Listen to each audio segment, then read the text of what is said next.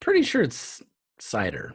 I'm pretty sure it's cider too, but I just thought Rich was smarter than me. We're just gonna roll with it. I think it's fancy. I think it's fancy, but I think it's fancy spelling for cider. But that's just me. They call it Cidre. I'm telling you, that's okay.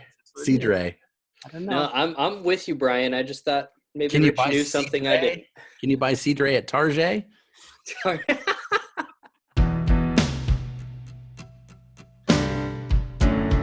Inspired by the adventures of our nurses, therapists, and techs, A Beer with Atlas is the only healthcare traveling, craft beer drinking podcast. Each week, we'll open a few beers, talk about the brewery and the style of beer, and then dive into some research curated specifically for each episode. In the end, we hope each one sounds like a conversation you'd have with your friends while enjoying a few cold ones.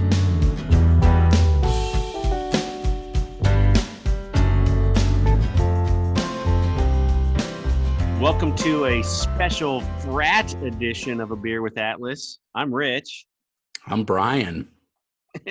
Maybe the only one. Well, I guess Dolan could have been in a frat too. None of us were in a frat. I was not in a frat. No, none of us were. But we are drinking the official beer of Frat Boys, week 2 of mainstream May, and we are drinking Heineken. Heineken. Dolan has one this week. I didn't drop the ball on this one. Actually, Brian hooked me up. Mm-hmm. I always have Heineken. Just kidding. I know that isn't true. So it is a lager. Didn't know that.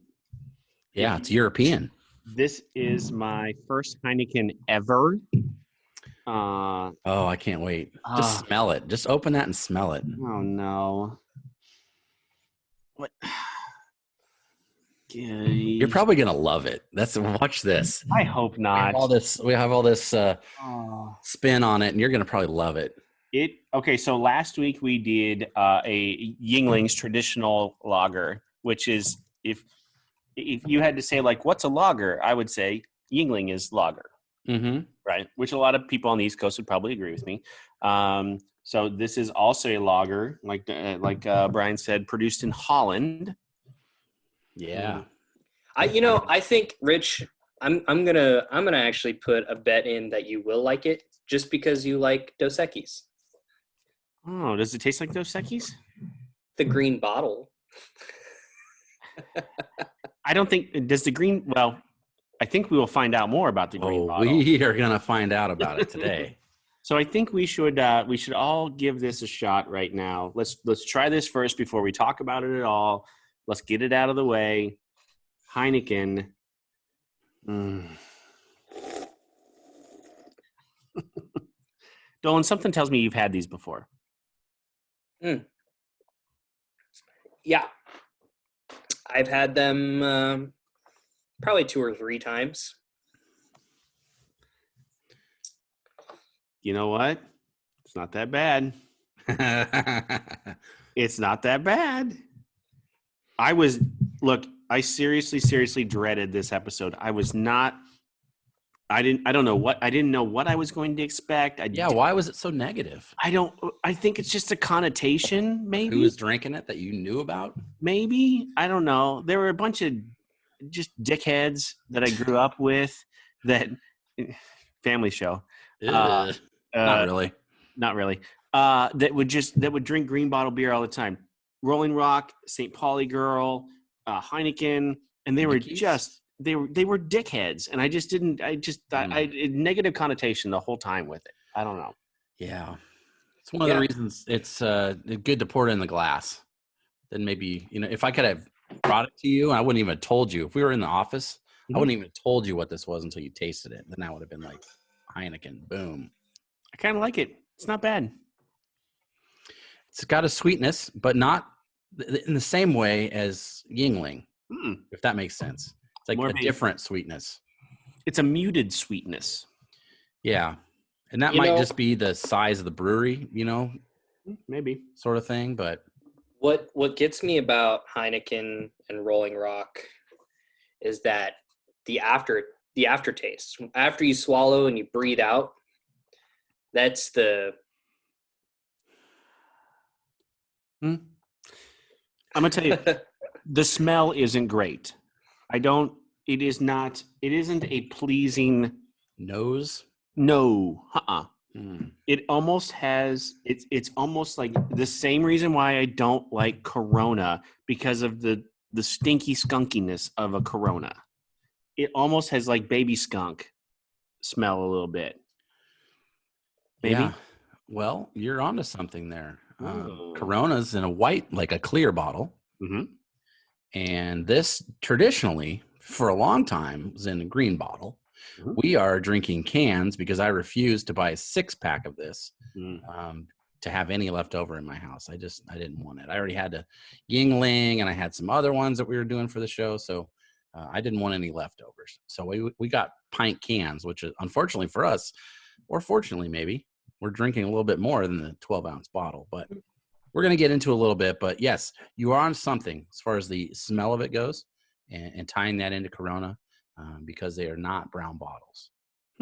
Interesting. So Heineken was founded on February 15th, 1864. So another old brewery by Gerard Adrian with 2 A's at the end. Heineken. Gerard Adrian Heineken. Convinced. That's a lot of letters. That's a lot. Yeah. It was really hard for me not to do a Rocky there, but we're not talking. It's Holland, not Philadelphia. So Right. I'm going to stay away from that one. Convinced his wealthy mother to buy De Hooiberg, which is, it translates to the Haystack Brewery in Amsterdam, a popular working class brand founded in 1592. 1592. I had that in my notes too. Wow. That's crazy. 1873, they hired Dr. Elion, Elion, Okay. who was a student of Louis Pasteur. Pasteur, yeah, he's been in the news a little bit lately, right? With the COVID stuff and going back to, some of the work that Pasteur did. He developed a Heineken yeast for Bavarian bottom fermentation. There's a bottom fermentation. Yeah, right? That's interesting. The HBM, Heineken's Beer Bridge. No, I'm not even going to try. Yeah. There's too many J's. Different language. Too many J's. There's four. There's four. There's 4 J's in these 3 words. That's weird. Anyway, weird for Americans. I get it. Right. Stupid Americans. I understand. Was established. The first Heineken beer was brewed in 1875. Heineken won the Médaille d'Or at the International Maritime Exposition in Paris and began shipping there regularly, after which Heineken sales topped 64,000 hectoliters. Sounds like a lot. Metric system, man. Whatever. 1.7 million U.S. gallons, making them the largest beer exporter to France. That's pretty cool. The French like their Heinekens, I guess. I don't know. As you were talking about that, Heineken for me always reminds me of Christmas, because they always have good Christmas commercials. Yeah, they do. Don't they have that, like, Heineken? Wasn't that the one that has like the 5-pack commercial? Mm-hmm. They wrap it up and then the guy reaches in and takes one out. Mm-hmm. And they had kind of a cool one about that star. I remember a couple years ago. It was very like cinematic movie. Something about the red star in the commercial. I remember for Christmas. Yeah, that's interesting. I thought this was super interesting. The original brewery where it first started is now the Heineken Experience Museum. Yeah, I got into a little bit of that too. It was kind of cool. That's super cool. So, and then more research there on like just how many billions of hectoliters, which it has been produced over the years in 170 different countries. So this might be one of the most wide-reaching beers that we've ever done. I think it is worldwide. Yeah. So like I would think maybe, I don't know. I mean, we've never done Sapporo or any of those, but I think this might be one of the most widely recognized beers we've ever talked about. It's definitely the widest reaching brewery or beer holding company, because they own a lot of other ones. And we're going to get into that. They're also like just a huge export company as well. Like what you said, there's 165 different breweries that they own or maintain in 70 different countries. So they're making it 70 different places besides Holland, but then it reaches all these other places on top of that too. So they are the second biggest brewery in the world. Who's the biggest? InBev, when they bought Miller Coors or whatever, Miller a couple years ago, they are the biggest in the world. And then Heineken is the second biggest. Interesting. Yeah. So they're all over the place. Like you said, with the museum tour, which would kind of be pretty cool to see, that brewery closed down in 1988. And now if you go there, it costs 21, whatever it is. I don't know if it's euros or whatever money increment that they're using there, but you get a small taster at the beginning. Then you get 2 full pints at the end. They have something they call rides. They have rides in this brewery. They have interactive exhibits, and then there's 2 full bars in there as well. So you pretty much get shit canned. Yeah. At that museum, which is something I'm looking for when I go to a museum. Not often do you have that ability. Here's one of my experiences, and we've talked about this a few times. So you talk about having the tasters and the pints or whatever. Like I've done the Budweiser tour in St. Louis twice now, just because we've taken different travelers on the tour. Like it's a popular thing to do when we go to St. Louis and we watch the stupid Cardinals play.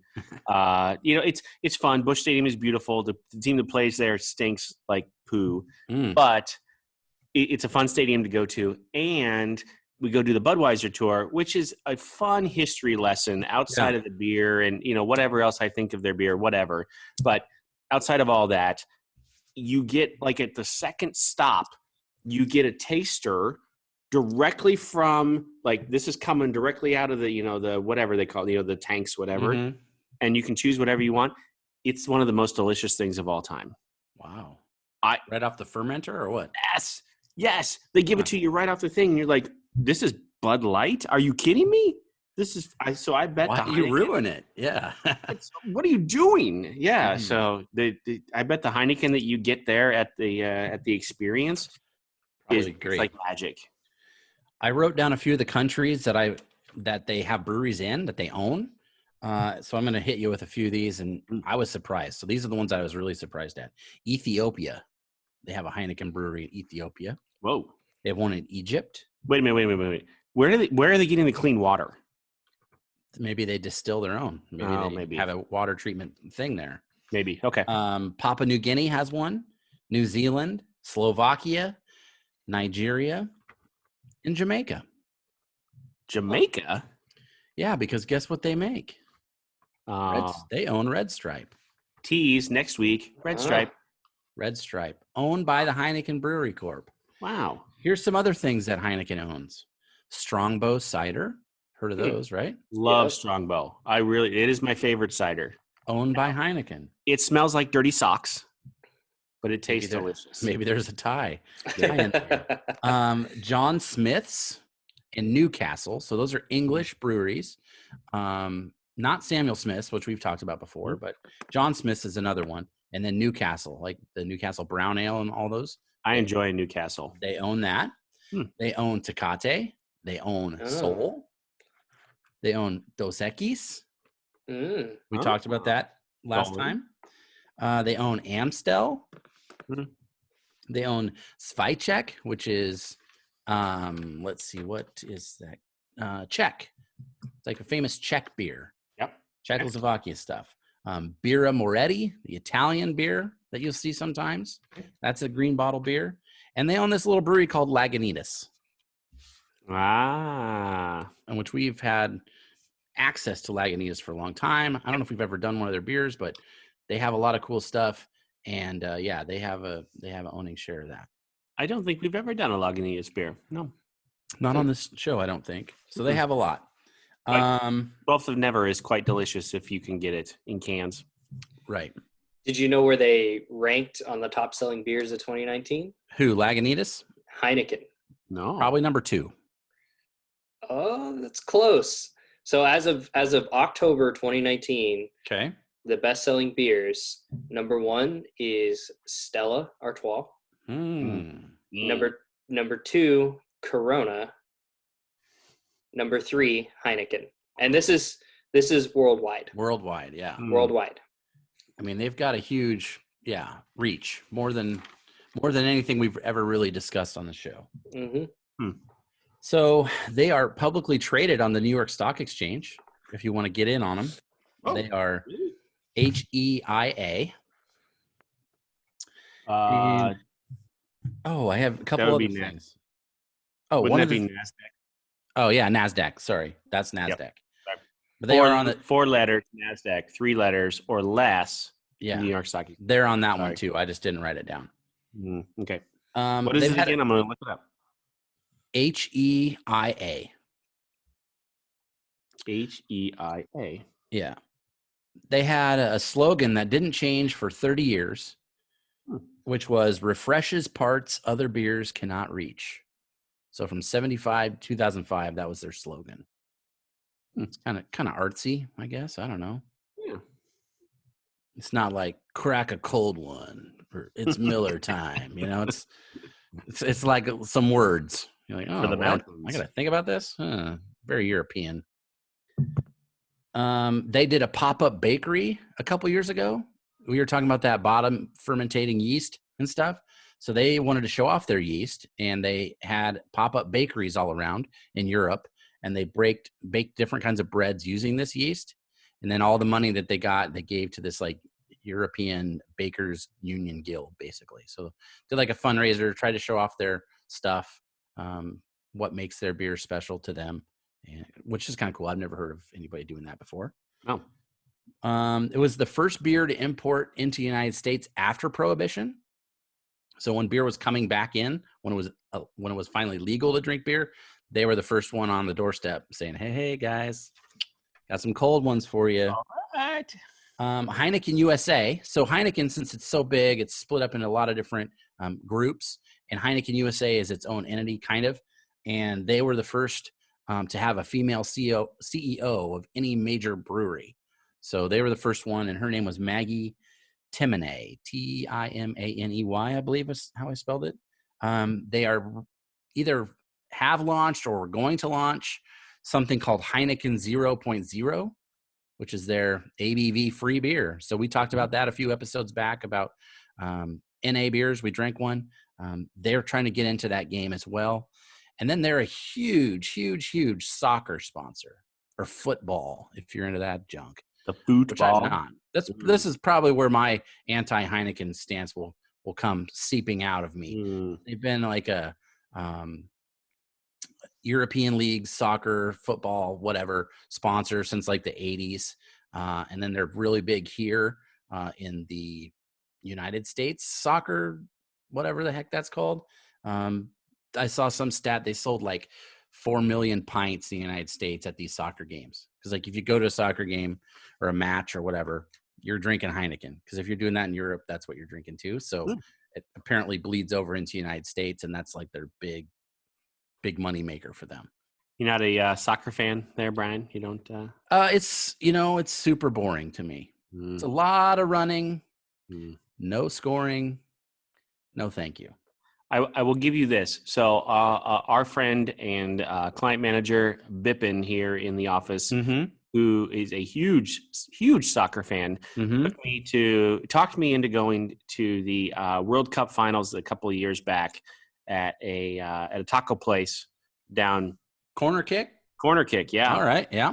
Great tacos, by the way. Made our top 5 Taco Tuesday tacos just recently. Crossover. But, yeah, total crossover. Hello. I didn't think it was going to be any fun. I thought, you know what? I'm going to go with my friend Bippin and hang out and have some tacos and drink beer. It was a blast. I mean, I know there's passionate fans. It's kind of like hockey for me. I probably just don't understand the rules enough to like really get into it. Yes. I was never really a huge soccer fan. Well, I'm still not a huge soccer fan, but when the women won the World Cup, yeah. I was watching them like crazy. I mean, it was on in the office, and I'd find myself watching like full on games, and looking up rosters and seeing where the next one was being played. And that was the only, that was as close to soccer as I got. Soccer fever. I haven't caught it. I played soccer once for 1 year. I think it was in, let's see, it would have been 1988. And it was, oh boy, I was like 9 years old. And it was right when I was having this hip problem, which I still have to this day, but that's when they found out about it. And I couldn't run. Like, it hurt too much to run. So they put me in goalie. And goalie's pretty boring, especially when you're in third grade or whatever. And no one comes to hit. Nobody can kick the ball long enough to even get it to you. So I was standing there, and all of a sudden, I felt something on my arm, and I looked down. And there was a yellow jacket. It was in my mesh jersey from the YMCA, and it got in there, and I couldn't get out, and it stung me a couple times. And that was the only time I remember my dad being at any of my sporting events, and he carried me off the field because I was crying like a little baby. That's probably why I don't like soccer. Very nice. Stupid yellow jackets. That's what happens, man. Luckily, it wasn't a murder hornet. Yeah, I was just going to say, luckily it wasn't a murder hornet. Yeah, thank goodness. We talked about it a little bit last episode. We talked about it so far today. Green bottles. Normally, we'd be drinking this in a green bottle. So I wanted to get into it a little bit because it's kind of it's a hot topic a little bit for craft beer people. And in a way that you might not expect. And then there's a lot of misnomers about green bottles, basically just from the lay person about either should you drink them, should you not, does it taste different, that sort of stuff. So I want to get into that a little bit, and then we can kind of talk about it. But they started putting it in green bottles in 1884. So before that, what did you say they were founded in the 1860s, something like that? Yes. So about 20 years after they're founded, they start putting them in green bottles. And this is like a scientific thing. If it's in a green bottle, that typically leads to some sort of flawed beer, because green glass and clear glass do not protect from UV rays, UV light. And when UV hits hops, it creates that skunk smell. So it scientifically does this thing. There's a reaction between the light and the hop in there, and all beers have hops. So it's not like you're an IPA or something. Every beer's got hops for the most part, and that's going to have some sort of reaction. And because of that, it makes it smell and it makes it taste different. So whenever people drink green bottle beer, that's something they will say, it tastes skunky, or you can just tell a green bottle beer. Even if you pour it out from the bottle into a glass, you will taste that flavor, which is something I don't know if I haven't had a Heineken in long enough to know if we're getting that sort of thing in this can. I don't think we do. So I think it would probably taste a little bit different in a bottle had we had some. It's definitely different because the only way I've had it is in the bottle. Right. And so I'd say it's a lot cleaner than I remember it. Sense. Well, like sense of smell will definitely affect your taste. Yeah, it's the first thing that tastes, really, is your nose. Right. Yeah. So that's something that they've just always had. It's basically a sulfur is what happens. It creates a sulfur smell, which then your taste buds pick up on. It doesn't necessarily change the flavor so much of what you're getting. It's just how it hits you at the beginning, I guess, is your smell. Then it affects your taste buds. But it's like a history thing. It's like something they've always done. It's their identifier. And some of the other, like we talked about Rolling Rock and some of those other, Carlsberg is another one out of South Africa, I think. Green bottle beers, they stick with it. Some of the other places that use green bottles, and this is where it comes into craft, is fancy, famous saisons. So a lot of craft breweries in the United States that are saison-eries, actually a term that they just make saison beers, right? Or farmhouse styles, funky beers. They use green bottles on purpose because they want that funky flavor. They want that not spoiled, but just changed flavor profile in their beers.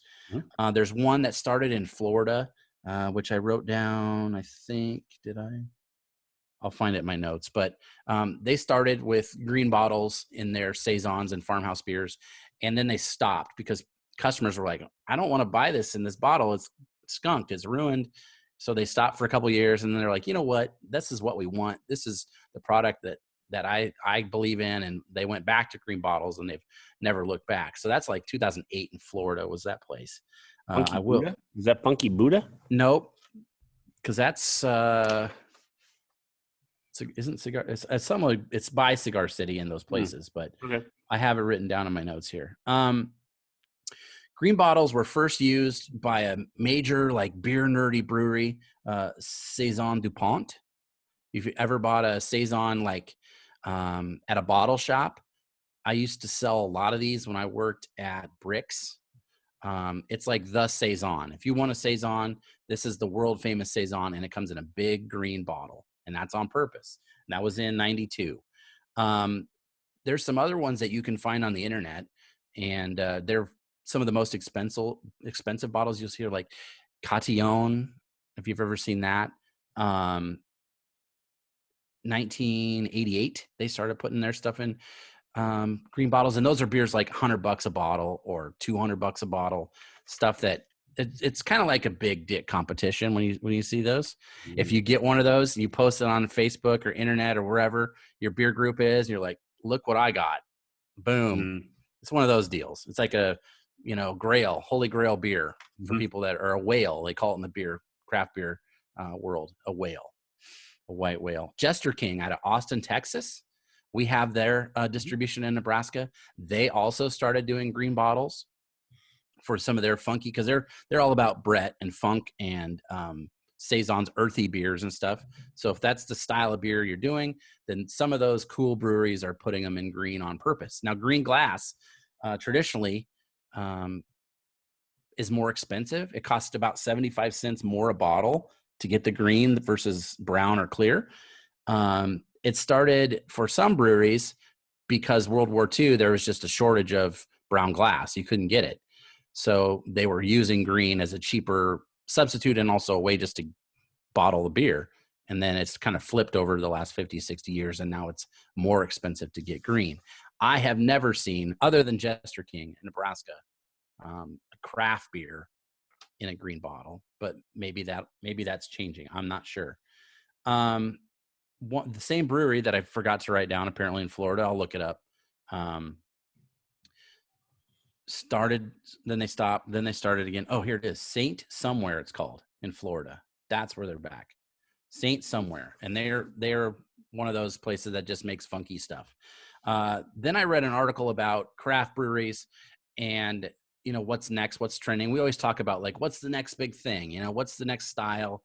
Well, there's a place in Chicago that now is in clear glass. They used to have green, and now they've gone to clear because they wanted even more functified, if that's a word we'll use. Green glass stands out on shelves a lot. So that was another reason that people used to use it quite a bit. And they really weren't into like the science of it, the UV part. You'd see these on shelves, not in refrigerators and stuff, out in light all the time. And that's still kind of, if you go to like a grocery store or a bottle shop that makes your own 6-packs, Hy-Vee, I guarantee you there's some green bottles just sitting on that shelf, not in air conditioning or I guess not in the refrigeration or anything, but they're just chilling, and they're chilling in a bad way. So that's they're skunking. Yeah. Skunking. And if you're an American craft brewery that's making those types of beers, then you're doing that on purpose. You're looking for that green. But otherwise, that's maybe some of the reason that people would judge a Heineken or a St. Pauli Girl or whatever, those green bottle beers, because they all have they all have kind of a same taste to them. Mm-hmm. And that's scientifically why. Which is weird that like Younglings still produces their beer, the one we talked about last week, right, in a green bottle. Yeah, and I think that's more tradition.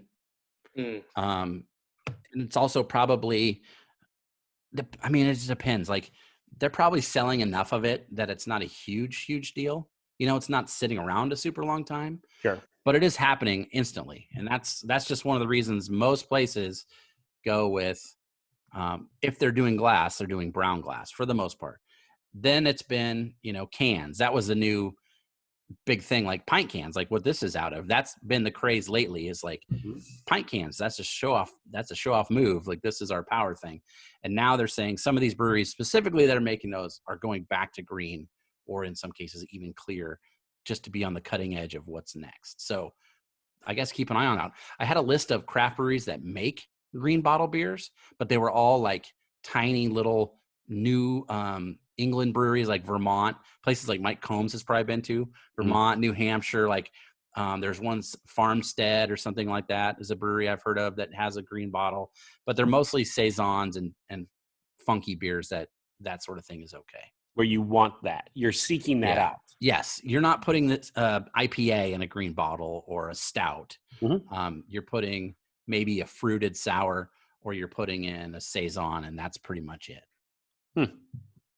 So that's kind of the history of that and what I know about it. And I have a little bit more research to go, but I want to hear your thoughts on this. Has it changed? Does it warm up a little to you? Does it make a difference? Here's the thing. I was so completely wrong. Like, and this is why I love what we do, and I love this. I hope the people that listen to our podcast, whether you're a travel healthcare professional or not, the people that listen to this and that may have had that kind of negative connotation towards it, this is delightful. I have no problem with this at all. I knew it. Dolan was right too. We knew it. Right. None whatsoever. I've got this much left, and I'm sad that it's almost gone. Yeah. It's shocking. I mean, you can get it everywhere. Yeah. I will say I do remember it tasting really gross, but it's the same reason why, like, Rich, when we go out to Taco Tuesday, I always get the Dos Equis Amber, because I've had a negative outlook on the green bottle. Ever since, before college, but we won't get into that. Well, yes. Yeah, I guess. Well, we've already know that, like, you were 12 years old and you were drinking chiladas out of That's right, man. We had that on tape.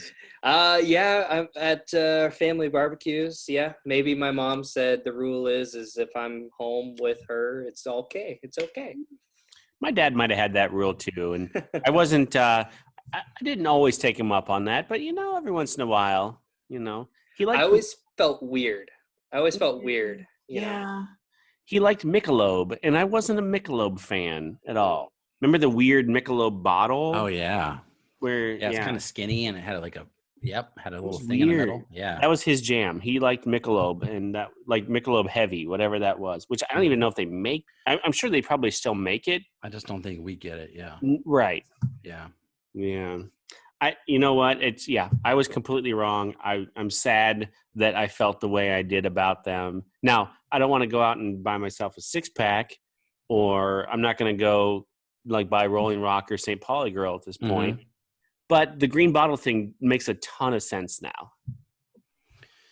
Cool. Well, that's what we're hoping for. I think they even sell these at like maybe Omaha Storm Chaser games. Can you get like a big tall Heineken can? Oh, you can get the giant Heinekens, like the mini keg almost. Mm-hmm. Yeah, you can get those. Yeah. I guess if you're gonna have to drink Heineken, my advice is get it in a can or on draft. Yeah, because then it won't have that green bottle. But I would invite you to try it in a green bottle sometime if you get a chance, just to taste it and see how different it is. To see how different it is. Yeah. Now, at a baseball game, it's particularly the Omaha Storm Chasers, where it's hot outside, and our tickets are on the first base side, which is still in the sun for a good portion. Most of the game, virtually any game that we go to, right? Mm-hmm.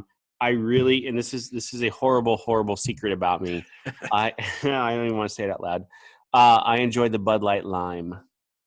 I mean, that is my baseball go-to. It's just refreshing. It's just refreshing, and yeah. And here's the thing: if it gets a little bit warm, it's still kind of okay. It is, honestly, it is. Kind of, and it's going to get warm because you're watching the game, you're eating a hot dog. Plus, it's 110 degrees. Okay, sure, right. Yeah. If that's the case, then you hammer the first one. Yeah, you got to hammer that one. Yeah. Right. I want to go to a baseball game so bad. Me too. That's like at band practice. One of our members brought in the variety pack of Bud Light, the Bud Light Lime, the lemonade, and the orange, or whatever, the lemon and the orange, whatever it was. I just took out 3 of the limes and said, "Okay, the rest are for you." You know what? The lemonade isn't horrible. I don't know. I tried a little bit. I'm not a lemon fan though. I don't like lemon cakes. I don't like lemon drops. I don't like lemon anything really. You know who was ahead of the game on the lime as we're talking about this? A few years ago, when I first started Untapped, I was just buying everything I could buy to check it in. So we're talking 2012, 2013. Labatt out of Canada made a lime. Labatt Blue Lime was super tasty. Really? And then Miller for a while. They had one called Miller Chill. So it was their version. It was before Bud Light Lime. Yeah. And that one was way better than Bud Light Lime. They don't make it anymore, but those are two macro lime beers that I've tried before that I enjoyed too. So I love lime. I love the lime flavor. Yeah. So starting right now, like there's Bud Light Lime in my refrigerator at home. Okay. As soon as the cross-strain tan limes, which is their German style lager with lime flavor, comes out, I replaced the Bud Light Lime with tan limes. I had so many, last year was in bottles. This year it'll be in cans. I had so many bottles, 6-packs in my recycler last year of tan limes. It was embarrassing. I actually like rationed to every week how many I would put in the recycler because I was concerned that the recycler guy might judge me. Be like, what is this? Wow, that guy drank. Yeah. Well, the last little piece I have for you is personal for me, only because of the name of Heineken and where it's from. It ties into where my family's from. So Danish background. That's where my family is. Pedersen, Pedersen, just like Heineken is an En. Anytime you see anything pretty much with the last name of En, it's going to be that Dutch heritage. So I broke down my last name basically for the last piece of this research.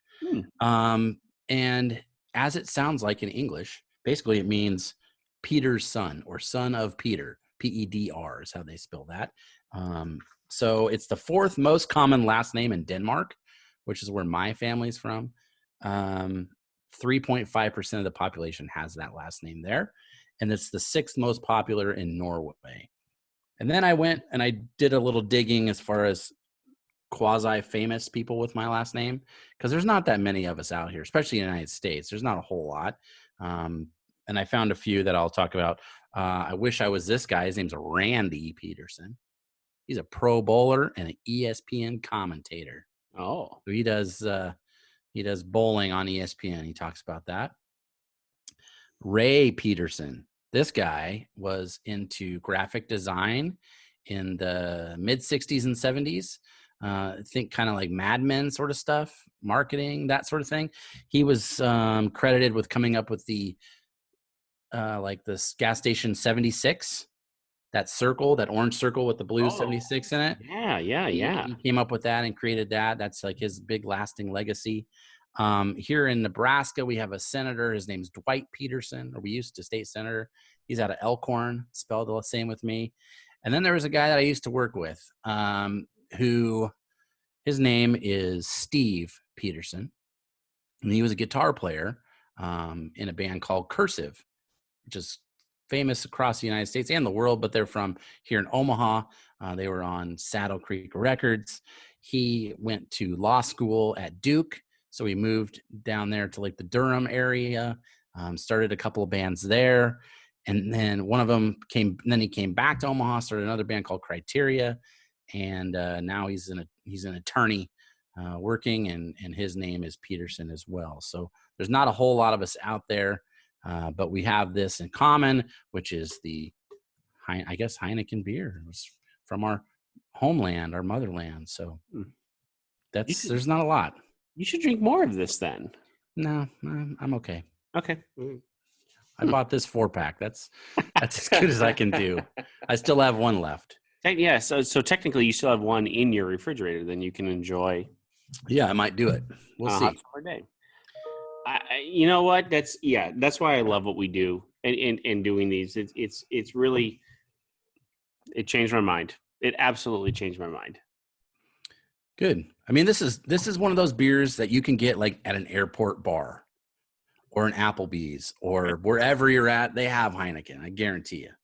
Y'all know when I go to an Applebee's, I drink Coors Light, but I don't know why. Couldn't tell you why. Just always been that way. It's always been that way. A I Brutus. haven't been to an Applebee's in like 6 years. So, 4 years. Yeah, I haven't been to an Applebee's in 6 years. I'm so tired of being home. I'd go right now if it was open. Get yourself a Bourbon Street steak. They still have Bourbon Street steak. Yeah, get me a top shelf Long Island iced tea, whatever. Remember drinking those back in the day. I thought this was super interesting because I love marketing tie-ins too. Like that do marketing and stuff.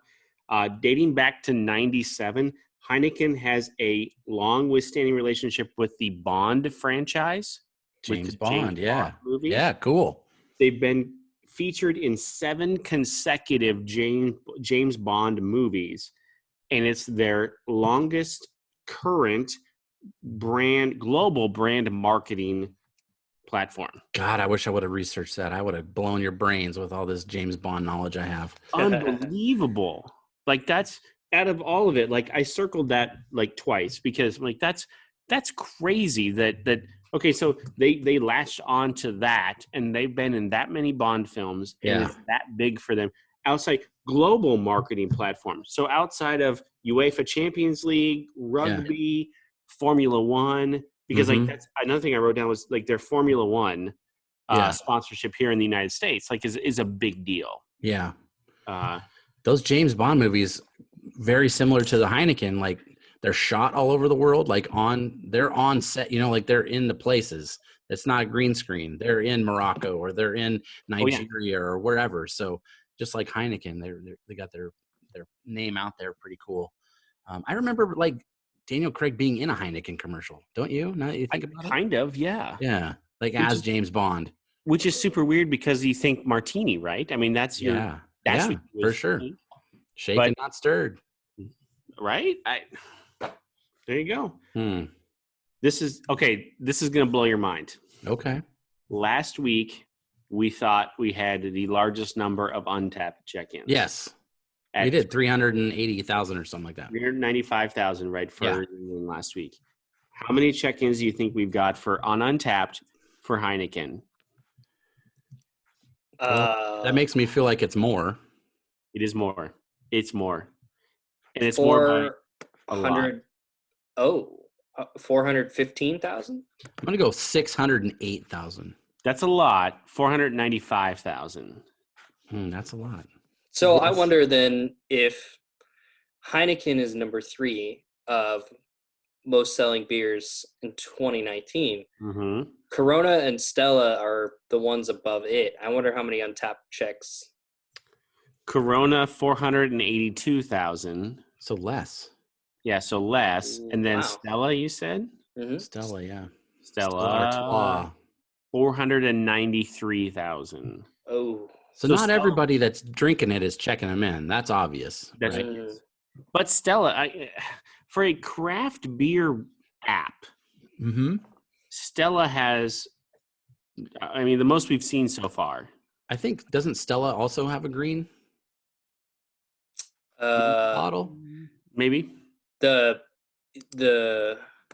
like just the regular. Yeah, Stella Artois. Maybe. I don't remember. I haven't had that in a long time. I've never had a Stella. Sam drinks the ciders. Yes, they have a green bottle. Okay, so now here's the thing. Like the Stella cider, the Cidre, delicious. Yeah. I've bought those before. Yeah, those are pretty good. If you want a really flavorful black and tan, the Cidre with the stout would probably be. It doesn't necessarily have to be Guinness, right? Or black and tan. I'm sorry, Snake Bite. Oh, okay. Yeah, with the cider. Yeah. Right. That's pretty good. Yeah, I actually had a Cidre last night. I don't mind them. I'm pretty sure it's cider. I'm pretty sure it's cider too, but I just thought Rich was smarter than me. We're just gonna roll with it. I think it's fancy. I think it's fancy, but I think it's fancy spelling for cider. But that's just me. They call it Cidre. I'm telling you, that's okay. Cidre. I don't know. No, I'm with you, Brian. I just thought maybe Rich knew something I didn't. Can you buy Cidre at Target? Pinky's out. All right, 395,000 check-ins.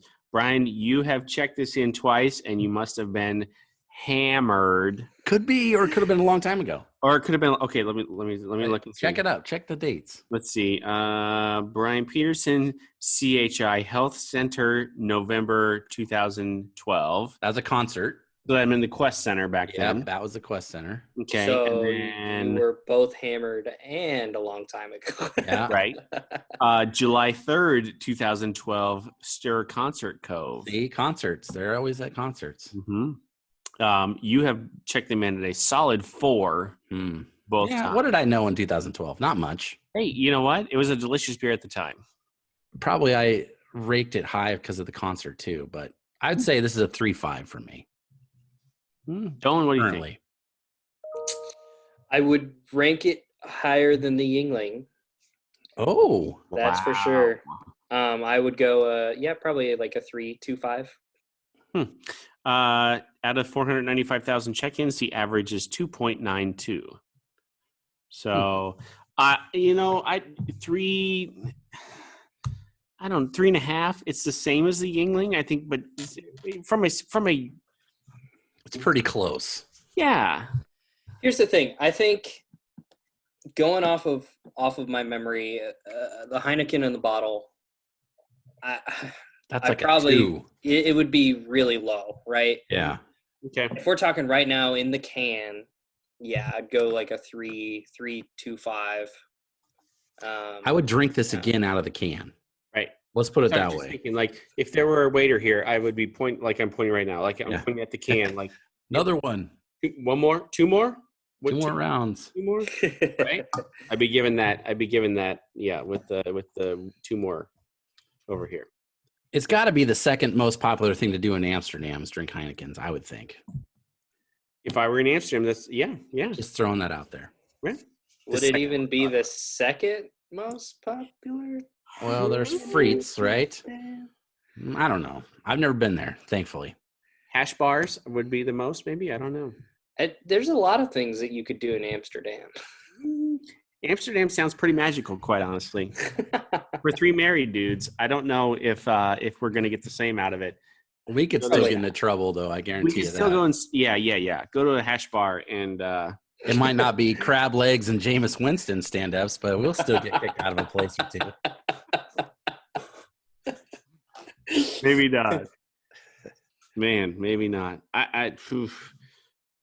Again, for the 3rd time, man, that I'm so happy we've done this. Now, here's the thing. I have drank – next week is Red Stripe. Yes. I have drank Red Stripe. I've drank more than my share of Red Stripe in Jamaica. Oh, I've drank so many in Jamaica. I drank so many in Jamaica. I made a promise to myself I would never drink it outside of Jamaica. I'm breaking that promise for you guys. Owen, have you had the Red Stripe? I have. I had the Red Stripe one time. It was on my 21st birthday. It's a good time to have it. 21st birthday weekend. So I went 2 years ago. Honestly, it was actually 3 years ago. No one likes you when you're 23. And I went to the World Market up there on 120th and L, that area. L Street Marketplace, yeah? Yeah. And I went to the World Market, and I thought, you know what? I'm going to try beers from all around the world. And Red Stripe happened to be one of them that I bought, and I don't think I liked it, but I finished it. Go ahead. We'll see. We'll see, because I've never had, much like Brian, I've never had a Red Stripe outside of Jamaica. So I have, unfortunately. I've even had Red Stripe Light, but we'll get into that in the next episode. I have a feeling drinking a Red Stripe on a beach in Jamaica is completely different than drinking a Red Stripe in Omaha, Nebraska, in May. I'm pretty sure you're right. Yeah. And maybe we'll figure out why their bottles look different. Maybe. Oh, maybe. We're going to learn about the stubby bottle hand grenade. Yeah, they just throw better.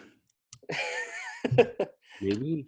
For anyone that is more my age or Brian's age, you may remember the Mickey's hand grenades. Oh yeah, put a few of those down. Those are green bottles as well. Those are green bottles. Yeah.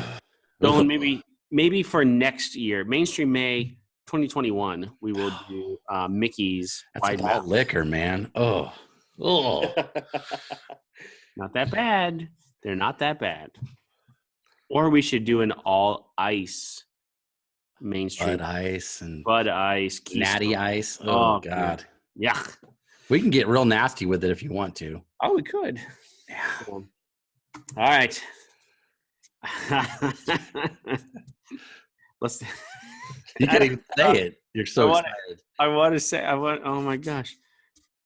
I want you to say, let's go to a frat party so bad. Brian, we're not going anywhere for a while. Let's go to a frat party. Thank you for listening to A Beer with Atlas. Special thanks to our brand team for producing the show. Each episode of A Beer with Atlas is powered by Atlas MedStaff, an industry leader in travel healthcare staffing.